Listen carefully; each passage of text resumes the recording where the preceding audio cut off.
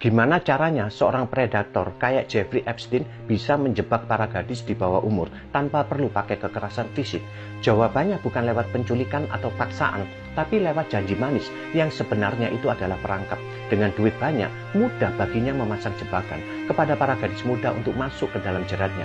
Dari berita di situs resmi Departemen Kehakiman Amerika Serikat, ternyata pintu masuknya selalu sama, yakni tawaran uang tunai ratusan dolar cuma buat kerjaan yang kedengarannya sepele, yaitu jasa pijat. Buat remaja usia 14-17 tahun yang lagi kesulitan ekonomi, duit itu kayak rezeki turun dari langit. Padahal itu langkah pertama masuk ke lubang maut yang sudah dia siapkan matang-matang. Epstein ini jago banget memanfaatkan mental orang yang lagi butuh. Dia nggak main sendiri, dia pakai Ghislaine Maxwell, orang terdekatnya, sekaligus figur kunci dalam kejahatan ini. Anak remaja manapun nggak bakal curiga kalau yang mendekati mereka adalah wanita dewasa yang kelihatan elegan dan keibuan.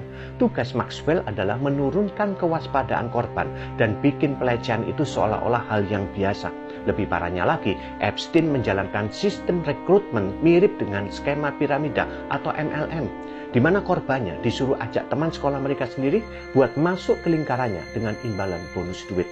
Trik kotor ini sebenarnya copy-paste dari pola lama di Alkitab, yaitu kisah Amnon dan Tamar, 2 Samuel pasal 13. Amnon seorang pangeran yang punya kuasa, ngebet banget sama Tamar, tapi dia nggak bergerak kasar di awal.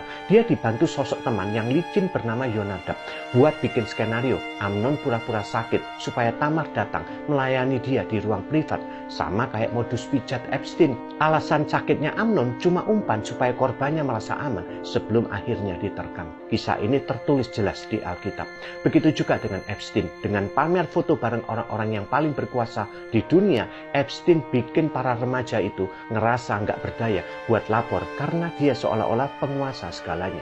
Apa yang dilakukan Epstein ini sebenarnya bukti nyata dari dosa yang bikin Tuhan murka banget, yaitu menganggap nyawa manusia kayak barang dagangan. Di Alkitab, tepatnya di kitab Yoel pasal 3 ayat 3, Tuhan tegas banget bilang kalau dia benci banget sama orang yang tega lelang sesamanya, menukar anak-anak cuma demi kepuasan nafsu atau kepentingan pribadi. Tapi poin pentingnya ini, sehebat apapun Epstein sembunyi di balik kekuasaan atau koneksi politik, dia lupa kalau Tuhan itu hakim yang gak bakal bisa disuap. Di dunia mungkin dia belum sepenuhnya mendapatkan hukuman, tapi Tuhan tidak diam. Tuhan pasti menyediakan hukuman yang setimpal di kekekalan. Amin.